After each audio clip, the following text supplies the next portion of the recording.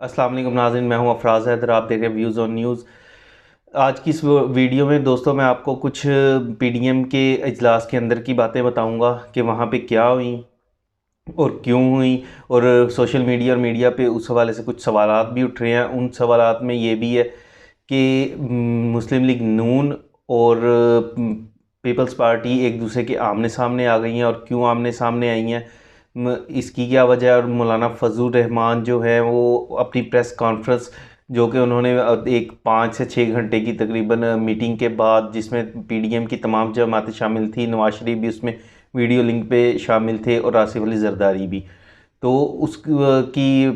بعد جب انہوں نے پریس کانفرنس کرنی تھی تو اس ٹائم مولانا فضل الرحمان کیوں غصے میں آئے اور کیوں وہاں سے چلے گئے، وہ سب آپ کو میں ابھی اس ویڈیو میں بتاؤں گا۔ ہماری ویڈیو مکمل دیکھیے گا۔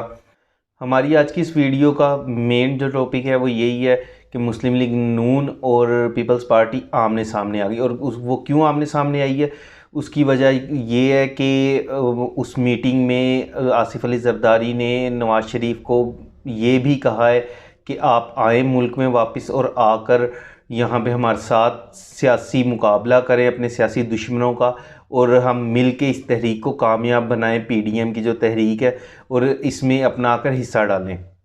اور اس کے علاوہ مولانا فضل الرحمان نے بھی اب نواز شریف سے ڈیمانڈ کر دی ہے کہ نواز شریف اب ملک میں واپس آنا چاہیے آپ کو، تاکہ آپ ہمارے ساتھ شانہ بشانہ کھڑے ہوں اور اس تحریک کو آگے ہم لے کے چل سکیں۔ لیکن دوسری طرف اگر دیکھا جائے تو مسلم لیگ نون کے جو صدر ہیں اس ٹائم شہباز شریف، وہ جیل میں ہیں، اس لیے انہیں یہی مشورہ دیا جا رہا ہے کہ آپ ملک میں آئیں اور آ کر اس تحریک کو سنبھالیں ہمارے ساتھ اور کامیاب بنائیں اس تحریک کو۔ اجلاس میں ہی پی ڈی ایم میں اختلافات سامنے آ گئے تھے، جس میں سب سے اہم نقطہ یہی اٹھایا جا رہا ہے کہ آصف علی زرداری نے نواز شریف کو دعوت دی ہے کہ پاکستان میں واپس آئیں اور آ کر اس تحریک کو کامیاب کریں، اس تحریک کو اس طرح نہ چھوڑا جائے، ہمارے ساتھ آئیں اور ہم آپ کے ساتھ دیں گے۔ لیکن دوسری اس میٹنگ میں جو پی ڈی ایم کی میٹنگ ہوئی، اس میں یہ بھی فیصلہ کیا گیا تھا کہ ہم استعفے نہیں دیں گے، پیپلز پارٹی کی طرف سے یہ انکار کیا گیا کہ استعفے نہیں دیں گے۔ وہ استعفے نہ دینے کی وجہات کچھ یوں ہیں کہ پیپلز پارٹی کے پاس ایک تو سندھ کی حکومت ہے، انہیں کچھ خدشات بھی ہیں کہ اگر ہم استعفے دے دیتے ہیں تو ہمارے پاس سے سندھ کی حکومت بھی چلی جائے گی۔ اگر سندھ کی حکومت چلی جاتی ہے، دوبارہ الیکشن ہوں گے، اس میں تو کوئی شک نہیں ہے کہ پریشر بلٹ ہوگا حکومت پہ جب استعفے آ جائیں گے، اس کے بعد لانگ مارچ کریں گے۔ پہلے استعفے دیے جائیں اور پھر لانگ مارچ کیا جائے۔ پی ڈی ایم کی یہ اگلی کارروائی تھی، جس پہ پیپلز پارٹی نے اپنے آپ کو پیچھے کر لیا اور یہاں تک دھمکی دے دی کہ ہم پی ڈی ایم کا ساتھ نہیں دیں گے، ہم اگر سیاست کرنا چاہتے ہیں تو آئین کے دائرے میں رہ کے کریں گے، اور ہمارا آئینی حق بھی یہی ہے کہ ہم سیاست جو ہے اسمبلی میں رہ کے کریں۔ اگر ہم اسمبلی سے باہر ہو جاتے ہیں تو پھر ہم سیاست نہیں، اس دائرے میں، سیاست کے دائرے میں نہیں رہ پائیں گے اور وہ دائرے سے ہم باہر ہو جائیں گے۔ یہ پیپلز پارٹی کا ایک اہم نقطہ ہے جس سے وہ پیچھے نہیں ہٹ رہے، اور انہوں نے اسی وجہ سے یہ بھی دھمکی دی پی ڈی ایم کی تمام جماعتوں کو کہ ہم اس تحریک سے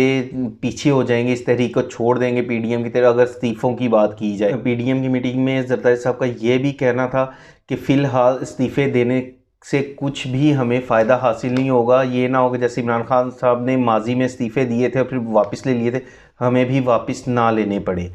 اس لیے ہم مرلہ وار اس تحریک کو کامیاب بنائیں گے۔ ہم ابھی لانگ مارچ کریں گے، لانگ مارچ اگر ہمارا کامیاب نہیں ہوتا تو اس کے بعد استعفوں کی طرف سوچا جائے گا کہ استعفے دینے چاہیے یا نہیں دینے چاہیے۔ اور دوسری طرف مولانا فضل الرحمان اور مریم نواز اور نواز شریف کا یہی کہنا ہے کہ ہم استعفے دیں تمام پارٹیاں مل کے، اور اس کے بعد لانگ مارچ کیا جائے۔ اس طرح عمران خان اور حکومت پہ پریشر بڑھے گا اور ان کی مجبوری بن جائے گی اسمبلیوں کو تحلیل کرنے کی، اور دوبارہ سے ملک میں الیکشن کروائے جائیں گے۔ اختلافات کے علاوہ پی ڈی ایم میں مفادات کا بھی کھیل جاری ہے۔ وہ مفادات کس طرح ہے؟ پیپلز پارٹی کے پاس اس ٹائم سندھ کی حکومت ہے، اور وہ سندھ کی حکومت پیپلز پارٹی کو جو خدشات پیش ہیں ان میں سے یہ بھی خدشہ ہے کہ اگر ہم استعفے دے دیتے ہیں اور لانگ مارچ کرتے ہیں، دوبارہ الیکشن ہوتے ہیں تو اس الیکشنوں کے بعد ہمیں کیا سندھ کی حکومت یا وفاق میں کوئی حصہ ملے گا یا نہیں، یہ ایک بڑا سوالیہ نشان ہے۔ اور الیکشن ہو جاتی ہے، اس کے بعد اگر مسلم لیگ نون وفاق میں کامیاب ہو جاتی ہے حکومت بنانے میں، تو اس ٹائم مسلم لیگ نون کیا سندھ حکومت یا پھر ہمیں پیپلز پارٹی کو وفاق میں اپنے ساتھ ملائے گی؟ یہ کافی ایسے سوالات ہیں پیپلز پارٹی نے جو اس میٹنگ میں تو نہیں اٹھائے، لیکن انہیں یہ خدشات ظاہر ہیں پیپلز پارٹی کو کہ ابھی ہمارے پاس جو سندھ کی حکومت یہ بھی ہمارے ہاتھ سے نہ چلی جائے۔ خیال ہے کہ پیپلز پارٹی نے یہ جو قدم اٹھایا استعفے نہ دینے کا، اس سے اسٹیبلشمنٹ سے پیپلز پارٹی کی کوئی ڈیل ہو گئی ہے۔ اس کی ایک مثال یہ بھی ہو سکتی ہے کہ یوسف رضا گیلانی کو سینٹ کی سیٹ ملنا یہ ایک ڈیل کا حصہ تھا، اور اس کے علاوہ سندھ حکومت کو نہ گرانا بھی اس کے، اب پنجاب حکومت کو دیکھا جائے تو پنجاب حکومت کے خلاف عدم اعتماد کی اکثر آپ کو خبریں ملتی ہوں گی کہ عدم اعتماد پنجاب حکومت کے خلاف لے کے آیا جائے، لیکن سندھ حکومت کی طرف یہ اس طرح کی آپ کو کوئی بھی خبر سننے کو نہیں ملتی۔ اس کی یہی وجہ ہے کہ یہ بھی شاید ڈیل کا حصہ ہے کہ سندھ حکومت کو جس پہ پیپلز پارٹی اس ٹائم اقتدار میں ہے، وہ وہاں پہ بھی ڈیل ہوئی ہے، اور وہ بھی یہ ڈیل کا ہی ایک حصہ ہے۔ مسلم لیگ نون کے کچھ لوگوں کا یہ بھی کہنا ہے کہ آصف علی زرداری ابھی یہ نہیں چاہتے کہ اس حکومت کو گرایا جائے، اور نہ ہی وہ اسے گرانے میں کسی کا ساتھ دیں گے۔ یہ مسلم لیگ نون کے اپنے کچھ لوگوں کا خیال ہے۔ اور جب آصف علی زرداری نے نواز شریف کو ملک آنے کی دعوت دی کہ آپ ملک میں آئیں اور اس تحریک میں شامل ہوں، ہمارے ساتھ آ کے سیاسی جنگ لڑیں یہاں پہ آ کے، اس کے بعد جب پریس کانفرنس ہوئی تو اس میں مریم نواز کافی غصے میں نظر آئیں، اور فضل الرحمان صاحب تو پریس ٹاک چھوڑ کے چلے گئے۔ بس اب یہ تحریک 26 مارچ کو لانگ مارچ کو تصور کیا جائے کہ وہ ختم ہو گئی ہے، تو اس کے یہ کہہ کر مولانا فضل الرحمان وہاں چلے گئے، مریم نواز انہیں روکتی نہیں، اور یوسف رضا گیلانی نے بھی انہیں روکا کہ ابھی ویٹ کریں نہ جائے، لیکن انہوں نے کسی کی نہ سنی اور غصے میں وہ وہاں سے چلے گئے۔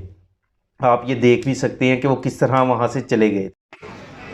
میرے بھائی کیا ہو گیا یار، میرے کو دھکے دے رہے ہو۔ نحمده ونصلي على رسوله الكريم۔ پاکستان ڈیموکریٹک موومنٹ کا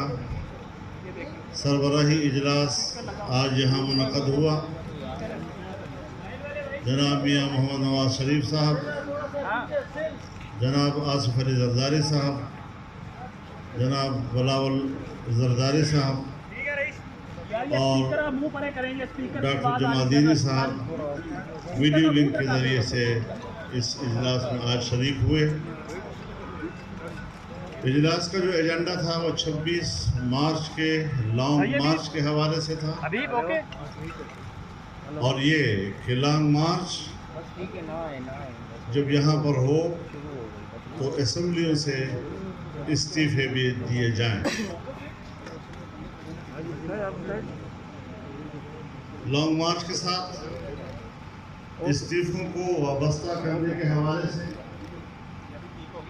9 جماعتیں اس کے حق میں پاکستان پیپلز پارٹی کو اس سوچ پر تحفظات تھی۔ پیپلز پارٹی نے وقت مانگا ہے کہ ہم اپنی پارٹی کے سینٹرل ایگزیکٹو کمیٹی کی طرف رجوع کریں گے، اور اس کے بعد پھر ہم پی ڈی ایم کو اپنے فیصلے سے آگاہ کریں گے۔ لہذا ہم نے ان کو موقع دیا ہے اور ہمیں ان کے فیصلے کا انتظار ہوگا۔ تب تک 26 مارچ کا لانگ مارچ ملتوی تصور کیا جائے گا۔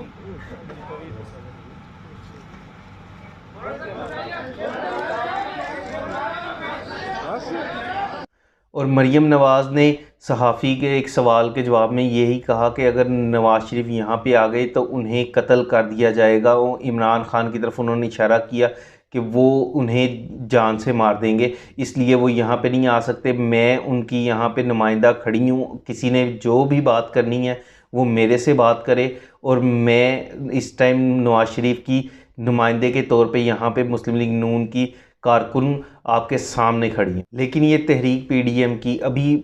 وقتی طور پہ نظر آ رہا ہے کہ یہ ختم ہو گئی ہے، لیکن وقت کے ساتھ ساتھ یہ تحریک اب پھر دوبارہ منظر عام پہ آئے گی اور پھر دوبارہ یہ سب ایک پلیٹ فارم پر اکٹھے ہوں گے، تمام سیاسی اپوزیشن جتنی بھی ہے وہ ایک پلیٹ فارم پہ آئے گی اور پھر دوبارہ یہ کوئی اگلا لائحہ عمل بنائے گی، کیونکہ اگر یہ لائحہ عمل نہیں بناتے تو ان کی سیاست خطرے میں پڑتی ہوئی نظر آ رہی ہے۔ اس لیے ان کی یہ مجبوری بن گئی ہے کہ یہ دوبارہ سے کوئی پی ڈی ایم کے پلیٹ فارم سے نیا لائحہ عمل لے کے آئیں گے اور دوبارہ سے عمران خان کو ٹف ٹائم دیں گے۔ ناظرین، ہماری یہ ویڈیو آپ کو کیسی لگی ہمیں کمنٹ میں ضرور بتائیے گا۔ ہماری اگلی ویڈیو تک کے لیے اللہ حافظ۔